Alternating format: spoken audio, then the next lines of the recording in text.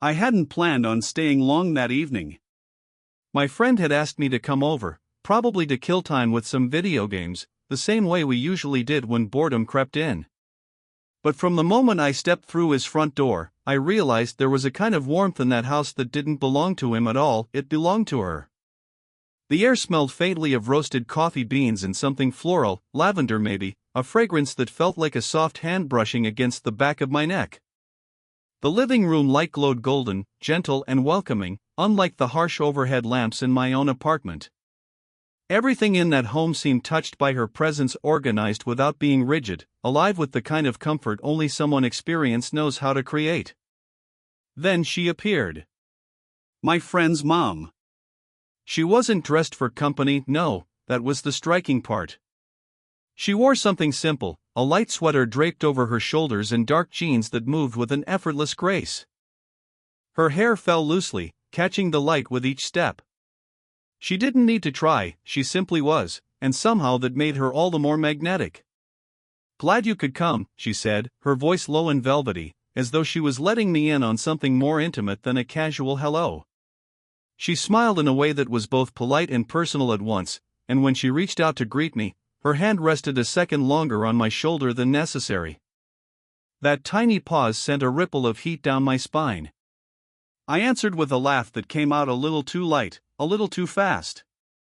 I hope she didn't notice the way my chest tightened, the way my eyes kept flicking back to her even when I tried to focus on my friend. But she noticed. I could feel it. At dinner, I sat across from her. My friend chatted about something half serious, half stupid, but I barely heard him. Every time she lifted her glass, the soft curve of her wrist caught my attention. When she tucked a strand of hair behind her ear, the simple gesture drew my eyes as if it was something profound. She didn't stare, but she didn't avoid me either.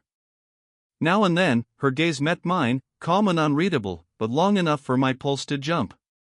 It was the kind of look that didn't say anything outright, but suggested she was aware. Aware of me, aware of the way I noticed her. And though the evening was perfectly ordinary on the surface, just another night at my friend's place, there was something in the air between us that wasn't ordinary at all. When she stood to clear the dishes, her hand brushed mine as she collected my plate. A spark, unintentional maybe, but undeniable. She gave me the faintest smile, the kind that hides more than it reveals.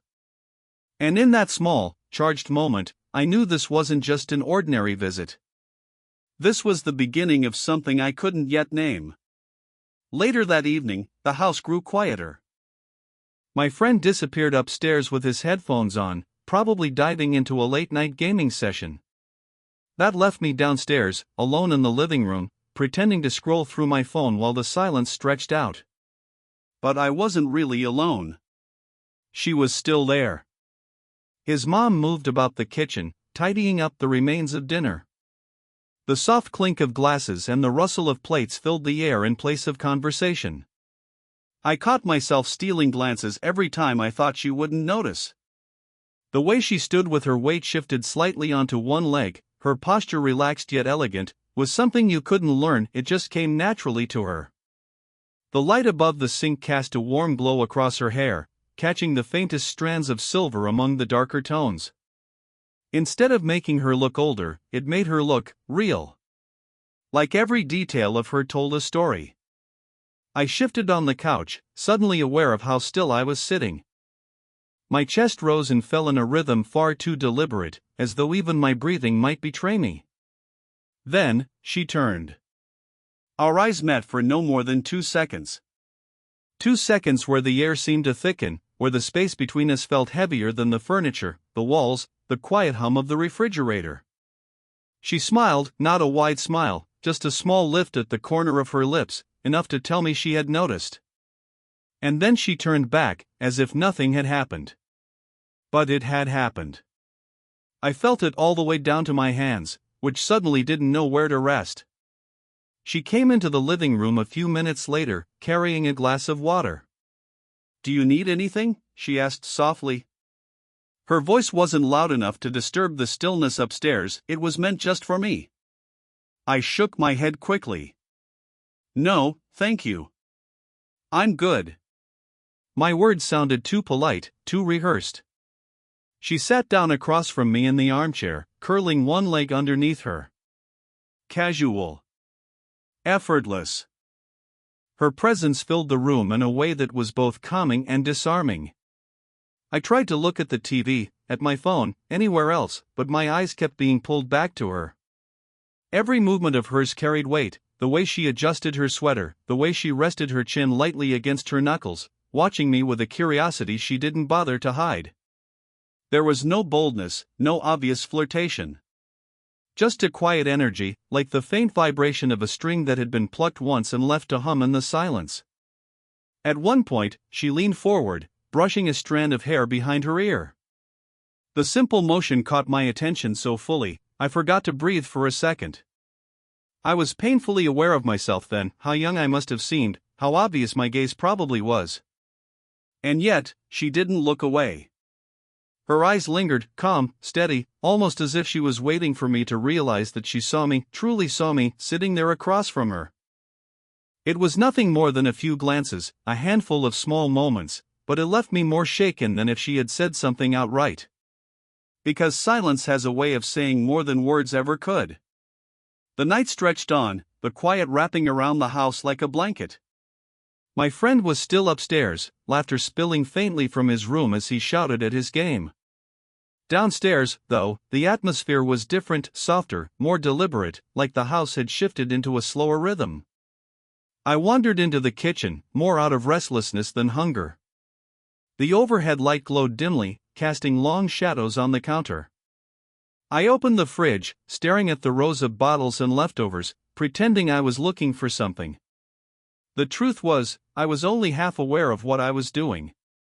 The other half of me was tuned into the faint sound of her footsteps approaching. And then she was there. "Looking for something?" she asked lightly, her voice brushing the quiet air like silk. I turned, startled, holding a bottle of water like it was some kind of excuse. "Just, grabbing this," I said, my tone awkward, betraying how her presence unsettled me in the gentlest way. She smiled, amused, and reached past me toward the upper cabinet. Her sweater brushed against my arm as she stretched upward. That's when it happened. Her fingers grazed the back of my hand. It was the lightest contact, barely there, almost accidental, but it lit something inside me I hadn't expected. Her skin was warm, smooth in that fleeting moment, and I felt it far longer than the touch lasted. "Sorry," she murmured softly, though there was no rush in her voice. Her hand lingered just a heartbeat longer than necessary before pulling away. I swallowed hard, trying to keep my breath even. "It's fine," I managed, though the word sounded too small for the way my chest felt. She retrieved a glass and poured herself water, moving with the kind of ease that made me aware of every awkward angle of my own body. She leaned against the counter, sipping slowly, and for a second I thought I saw something in her eyes, something deliberate. Then she set her glass down and tilted her head, studying me. "You're quiet tonight," she said. It wasn't a judgment, more an observation. I shrugged, trying to seem casual. "Just tired, I guess." Her smile was soft, knowing. She hummed, her gaze drifting for a moment before returning to mine. And then, as if she'd read my mind, she reached up again. This time, to adjust my collar. The gesture was simple, almost motherly, but it didn't feel motherly at all. Her fingers brushed the side of my neck, lingering just a second too long. I felt my pulse thrum beneath her touch, sharp and undeniable. "There," she said gently, smoothing the fabric back into place. Her hand fell away slowly, like she was in no hurry to let the moment end. I stood frozen, the faintest scent of her perfume hanging in the space between us, something floral and warm, impossible to ignore. It was such a small thing. Barely a touch. Barely anything at all. And yet, walking back to the living room, I realized it was everything. Because from then on, I couldn't stop waiting for the next time her hand might find mine, even if only by accident. By the time the night settled deep, the house had grown quiet again. Upstairs, my friend's door was shut, the muffled sounds of his game replaced by silence. The only lights left on were in the living room, lamps casting a soft amber glow across the furniture, shadows stretching into the corners.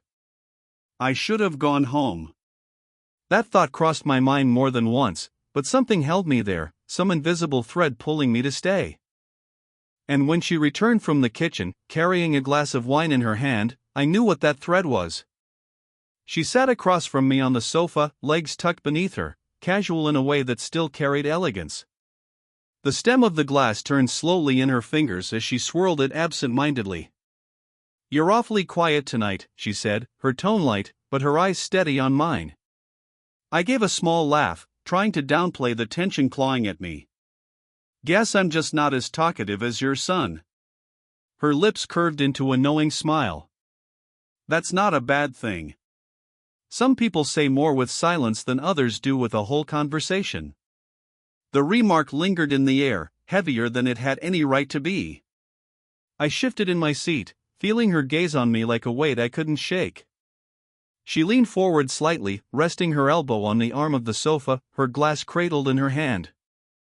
Her perfume drifted across the short distance between us, subtle, warm, a mixture of lavender and something sweet I couldn't place. "You know," her voice dropped just a little, low and velvety, almost conspiratorial. She studied me for a moment before speaking again. "You're just a boy." The words should have stung, but they didn't. Not in the way she said them. Her eyes softened as they held mine, her lips curving in a way that was less dismissal and more challenge. She leaned in just slightly closer, the kind of closeness that made me aware of the space between us, how little of it there really was. Then, almost like she was letting me in on a secret she hadn't told anyone else, she whispered, "But I like boys who misbehave." The words sent a shiver through me, settling deep in my chest. I froze, searching her face for some sign that she was joking, but there was none. Just the faintest smile, the calm in her eyes, the quiet daring in her voice. I swallowed hard, my pulse quickening.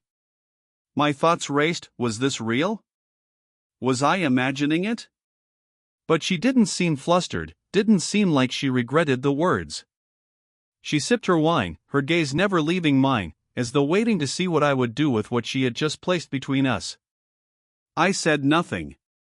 I couldn't. My voice would have cracked under the weight of that moment. So instead, I sat there, my chest tight, my breath shallow, knowing without question that nothing between us would ever feel the same again. That night, long after I'd gone home, her words stayed with me. They echoed in the dark as I lay in bed, the ceiling above me blurred by thoughts I couldn't shut off. "You're just a boy, but I like boys who misbehave." It was a whisper, but it roared inside me. I replayed the moment again and again, the way her eyes had lingered, the soft curve of her lips, the calm assurance in her voice. She hadn't said it by accident. She hadn't been careless. She knew exactly what she was doing. And yet, by the next morning, I couldn't tell if I had imagined it.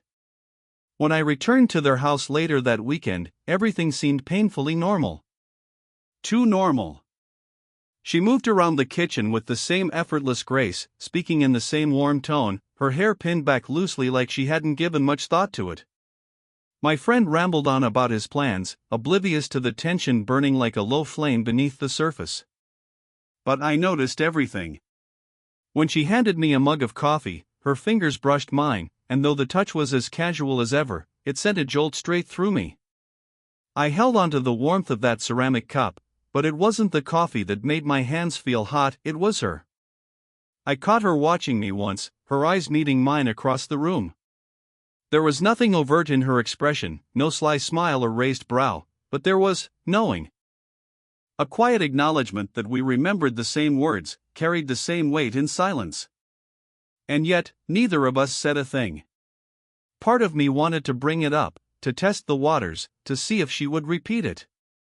Another part of me was terrified of what it might mean, terrified of what lines we might cross. So I kept my distance. I lingered in doorways instead of standing close. I forced myself to keep conversations light, about nothing at all: the coffee, the weather, the book she was reading on the counter. I laughed too quickly, spoke too politely, anything to cover the storm inside me. But the more I tried to pull back, the more impossible it became to ignore her presence. She had a way of making every small moment feel deliberate. Passing me a spoon, her hand brushed mine just long enough to stir the ache in my chest.